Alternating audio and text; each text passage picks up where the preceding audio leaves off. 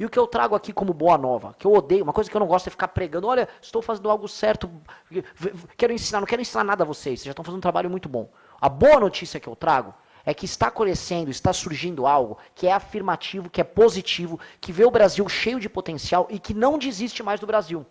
E que está encarando todos esses problemas que eu levantei aqui de uma maneira muito ambiciosa.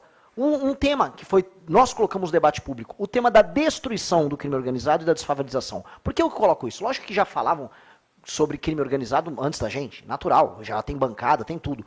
Quando nós começamos a tratar de guerra contra o crime organizado, direito penal do inimigo, e recuperação de territórios, é só checar. Quando que as pessoas falavam de recuperação de territórios, que não existia no debate político sobre segurança, e quando começou a entrar? Nós começamos a divulgar. Desfavelização. Porque um país sem nenhuma ambição aceita que pessoas vivam naquelas condições e aceitam que a paisagem urbana sua seja feia, seja horrível. A paisagem urbana brasileira, sejamos honestos, é horrível. São Paulo é uma cidade horrorosa. O Rio de Janeiro, a despeito das belezas naturais, é uma cidade muito feia. As nossas capitais são todas muito, muito feias. Cidade favelizada não é legal, não é bacana. A gente ousou falar, e se a gente resolver o problema da favelização? Para resolver você vai precisar de dinheiro para investimento. Para sobrar recurso para investimento, aumentar o orçamento discricionário. Para aumentar o orçamento discricionário, precisa cortar a despesa. Você começa a colocar suas ideias dentro de um todo coerente. E você começa a explicar para as pessoas que uma ideia ou uma solução é amarrada na outra. Ao trazer desfavelização, problemas de pacto federativo, destruição do crime organizado, reformas fiscais, reformas de competitividade, fazer as pessoas imaginarem, poxa, terras raras, qual a oportunidade que isso nos traz? Reindustrializar o Brasil sem falar em campeões nacionais, sem ficar igual aquele Geraldo Alckmin, parece um pato manco lá, não vamos reindustrializar. Aí foi lá e defendeu o fim da escala 6x1. Ele não tem a menor ideia do que ele está falando. Acho que reindustrializar é ficar, dar um crédito aí para um setor específico e vai que surge algo dali. Então, falar em reindustrializar, aumento da complexidade da atividade econômica em regiões como o Nordeste, que é uma região que padece disso e que é explorada politicamente por uma classe política altamente parasitária. Como resolver o problema dessas ONGs malditas que sabotam a atividade produtiva no Brasil, ONGs estrangeiras que vêm aqui para destruir a agricultura e o investimento em infraestrutura no Brasil. Temas que estavam, eu não vou falar nem que estavam interditados, que eles estavam esquecidos, porque aquilo, e aí vamos retornar para 2016 que você colocou, porque as pessoas que foram legatárias daquela luta contra a corrupção e do trazer novas ideias que houve, boa parte dos institutos que começaram a trazer ideias mais à direita, mais liberais, começaram um pouco antes de 15, 16, mas floresceram naquele período, isso tudo terminou com, sejamos honestos, vamos ser polêmicos, Nicolas Ferreira, olha aí, Erika Hilton! Mas não sabendo o que é política fiscal. Ele achou que política fiscal é colocar fiscais, fiscalizando as coisas. Isso é a direita que sobrou. A direita que sobrou, meus amigos, que está lá no parlamento nominalmente como direita, vota pelo fim da escala 6x1 com a esquerda. Essa é a direita que sobrou. A direita que sobrou no Brasil é muito ruim. É espetáculo. Lançaram a direita, né, supostamente pró-mercado, lançou seus candidatos agora, todos ouvindo funk, danças das mais diversas. Nenhum projeto sério na agenda que interessa para os senhores aqui. Nada! Salvo a minha pré-candidatura, que agora é candidatura, salvo algumas falas do Romeu Zema, salvo algumas falas do Caiado. O outro candidato que está lá em segundo nas eleições prometeu fazer uma reforma, um ajuste fiscal baseado nas receitas extraordinárias. Não, a gente vai pegar uns royalties aqui, vamos... Como é que é? Como é que é? Não vai falar do que precisa ser feito? Uma grande discussão que eu tinha com o Hélio Beltrão, logo quando a gente começou a MBL, era nós temos que parar de ter vergonha de falar do que precisa ser feito. E aí agora vivemos uma direita que tem vergonha de falar do que precisa ser feito, que acha que perde voto, mas não é nem voto, acha que perde likes em rede social. A direita se tornou um bando de influenciador, de rede social, e eles serão eleitos aos montes agora, né, para esse Congresso Nacional. Todos vão ficar denunciando a hipocrisia da esquerda, os banheiros trans.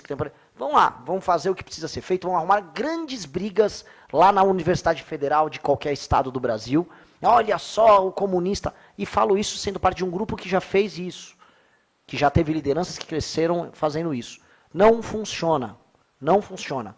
O que está funcionando para a gente nessa candidatura, eu não sei onde minha candidatura vai terminar. Estou trabalhando para vencer as eleições.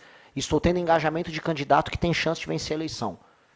Estou trabalhando e vou até o fim nisso. Eu não sei qual será o resultado.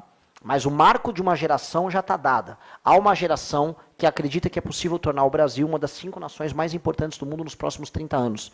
Que já entendeu a necessidade de fazer todas essas reformas, que está disposta a fazer mudanças na sua forma de agir e pensar, entendendo que não dá para viver o Brasil que ele está vivendo. E isso está acontecendo. Isso já é captado por inúmeras pesquisas. Então, este algo novo que vem negar esse sentimento de derrota e de desistência que a gente está vendo em todos os lugares, é um sentimento que eu não queria que ficasse restrito apenas ao projeto nosso, à minha candidatura, volto a falar, nem sei porque gostam de mim. É algo que precisa contagiar os setores produtivos do Brasil. Todos. Porque a gente não pode mais entrar em batalha para perder. Eu acho uma vergonha o voto dos parlamentares que eram supostamente, não só pró-mercado ou antipetistas, na votação do fim da escala 6x1. Vamos falar da Frente Parlamentar da Agricultura. Disseram sempre, nunca perdemos uma votação. Votaram todos, salvo um ou outro, a favor de um projeto do governo que sabota o próprio setor. Aí eu viajei pelo Brasil, conversa com o agricultor, conversa com a gente do comércio, todo mundo morrendo de medo do que pode acontecer. Nós não podemos ser isso.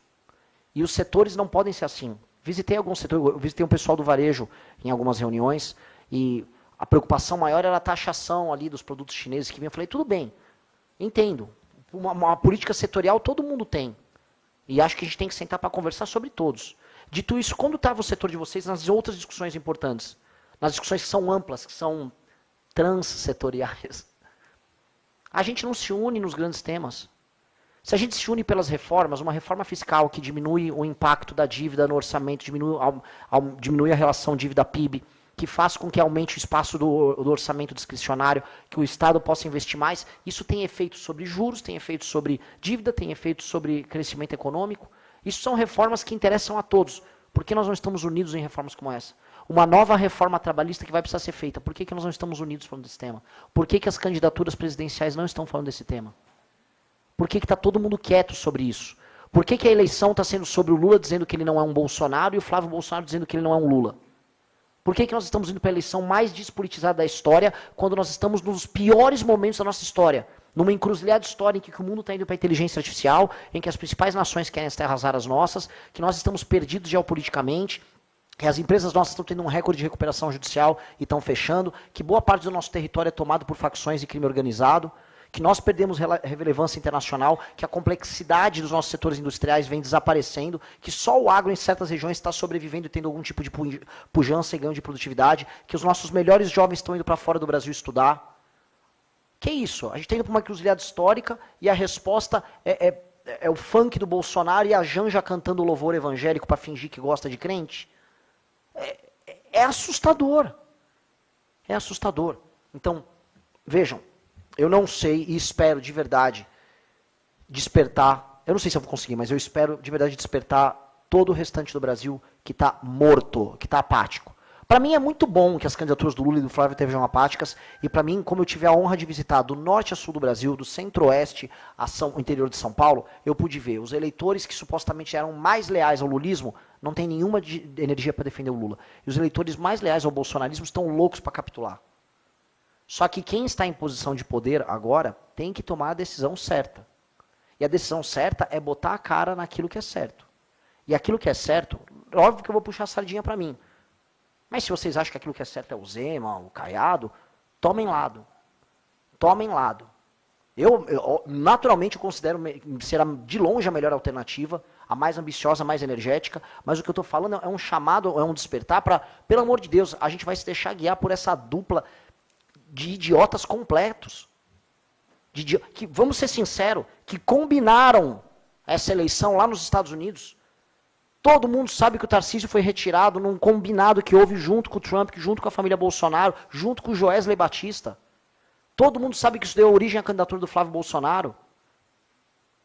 E aí esse combinado se torna um vaticínio, se torna uma decisão que nós somos obrigados a aceitar como um boi indo para abate. Ah, vou aceitar aqui, ó. Ninguém em sã consciência fala que vai votar no Flávio Bolsonaro para derrotar o PT. Ninguém acha que o Flávio Bolsonaro vai ter energia para tocar em uma reforma. Sejamos sinceros. E todo mundo sabe o desastre que será o novo governo do petismo. É um desastre, com 4 ministros do Supremo sendo colocados lá e com o controle que eles vão exercer no Congresso. Todo mundo sabe que com o Flávio Dino pegando as emendas desse bando de deputado corrupto, envolvido em todos esses escândalos ligados ao orçamento secreto, com um PGR que dessa vez vai ser nomeado pelo Lula, porque ele vai poder trocar o STF, a gente vai ter um controle do Congresso e um controle do STF sendo tocado pelo PT. Ou seja, teremos, de agora em diante, um regime, um processo de venezuelização, uma lenta venezuelização do regime brasileiro. Isso tá para acontecer. A alternativa é basicamente um grupo, né, alternativa nas pesquisas, um grupo ligado à banda podre da política carioca, que tem relações com o Comando Vermelho, Vide Bacelar, TH Joias e companhia. Ou seja, ou a gente desperta, e eu tô tentando ser generoso, despertem, não gosta de mim, despertem pro Caiado, foi um grande governador. Ou a gente desperta, ou estamos lenhado. Se você tem vontade de montar um canal de cortes para ajudar a divulgar as ideias do MBL e da missão, eu tenho um treinamento 100% focado mostrando como você pode sair do zero sem saber nada de edição, thumbnail, até você monetizar um canal de cortes e além de estar ajudando no projeto, também ser remunerado por isso. No mês de maio, por exemplo, o canal Inevitável Cortes faturou mais de 30 mil reais apenas de AdSense. O Felino Missionário e o Missão Avança, ambos fizeram mais de 1 milhão de visualizações e faturaram acima dos 14 mil reais. E se isso te interessou de alguma maneira, é só clicar no primeiro link da descrição desse vídeo ou então ler o QR Code que está aparecendo aqui no meio da sua tela agora, onde eu vou te explicar de maneira mais detalhada como você pode começar o seu próprio canal de cortes. Se você gostou do vídeo, não se esqueça de deixar o like e se inscrever no canal. Obrigado e até o próximo vídeo.